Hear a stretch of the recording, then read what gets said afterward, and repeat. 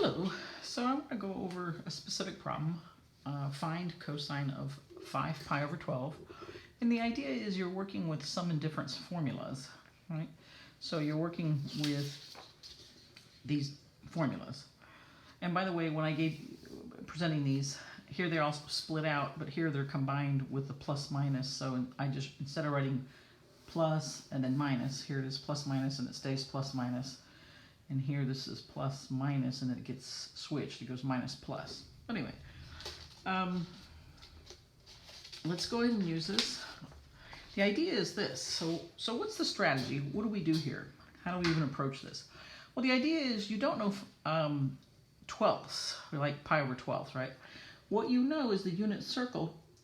And if you look at just the first quadrant, right, what you are to know is this, 0, right? And then over here, pi over 6, and then over here, pi over 4, and over here, pi over 3, and finally pi over 2, and everything else are just multiples of this, right?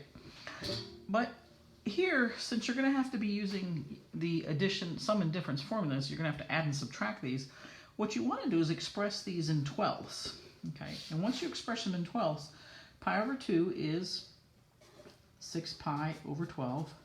Pi over 3 is, well, you multiply by 4 over 4, so you have 4 pi over 12. Pi over 4, you multiply by 3 over 3, so you're going to get 3 pi over 12. And pi over 6, you need to multiply by 2 over 2, and you'll get 2 pi over 12. Of course, 0 stays at 0. So essentially, you really now are working with these and you're saying, okay, what combination, either adding or subtracting these, will give me 5 pi over 12? So let me just go through a few combinations so you can see it.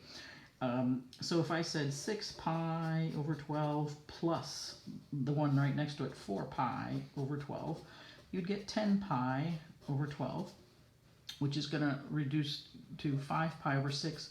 But you already know that one, so they're not going to ask you that one. And if I did 6 pi over 12 minus 4 pi over 12, right, instead of adding, subtract, then I'd get 2 pi over 12. But that's pi over 6, right? And you're like, well, I already know that too. So the idea is, how can I combine these, right? So if I added this and this one, I'd have 4 plus 3 would be 7 pi over 12. So if they were asking me 7 pi over 12, I'd add these two. If I subtract these two, 4 pi over 12 minus 3 pi over 12, I get 1 pi over 12. So that I could do. So the idea is, what combination would I use? Well, I'd want to use 3 plus 2 to give me 5, right? So that's what I'm going to do. So I'm going to say that cosine of 5 pi over 12 is the same thing as cosine of 3 pi over 12 plus 2 pi over 12. And now I apply the formula. And since I'm adding and it's cosine, I'm going to use this one right here. So I'm going to have cosine x, cosine y, so cosine of the first angle, cosine of the second angle, and then the sign changes, right? It goes from plus to minus, and then sine of the first angle, sine of the second angle. So let's go ahead and do that.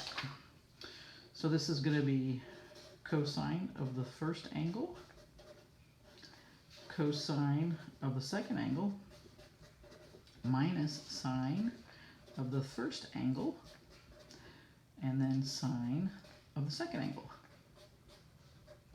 Now, I don't recognize them like that. I do have to simplify them, right? So I'm going to say, well, I know them as 3 pi over 12 is really what? Pi over 4. So I'm going to say cosine of pi over 4. Cosine here, this simplified as pi over 6, because that's how I memorize them. Minus, and here I'm going to have sine pi over 4, sine pi over 6, okay? Now let me go ahead and rewrite this up here and continue it, because now we got to evaluate them. So you're going to have cosine pi over 4, cosine pi over 6, minus sine pi over 4, sine pi over 6. All right, so I'm just copying that, right? All right, so now let's go ahead and evaluate them. So technically, you really should know these, right? Cosine of pi over 4 is square root 2 over 2, right? And then cosine of pi over 6 is the one that's close to the x-axis, so you go a lot in the x and a little bit in the y, right? So that's going to be times square root 3 over 2.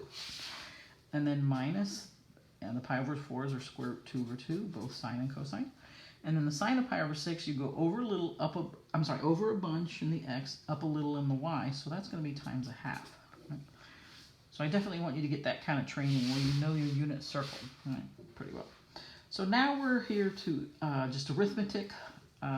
So I have the same power, right, to the half power or square root. So I can say 3 times 2 is square root of 6 over 4. 2 times 2, 4. And then here, square root 2 times 1 is square root 2 over 4. They have the same denominator. I cannot combine these, so I have to, because square root 6 is its own animal, square root 2 is its own animal. They're not like terms in a sense, so I can't subtract them. I can just write square root 6 minus square root 2 all over 4. And that's your final answer. Now I did notice that when you're entering this into the software, I start out, you click, I think it's this one right here, because it's a fraction, and then I use the square root and put the 6 in there. And then I use this button here on my computer just to basically move out or from being underneath the root. Then I put the minus, and then I do the square root 2, and then I go into the fraction, right, and then come in 4. So this was the main thing right here, is I used this to be able to get out from underneath the root and then put the minus sign. All right, thanks so much for listening.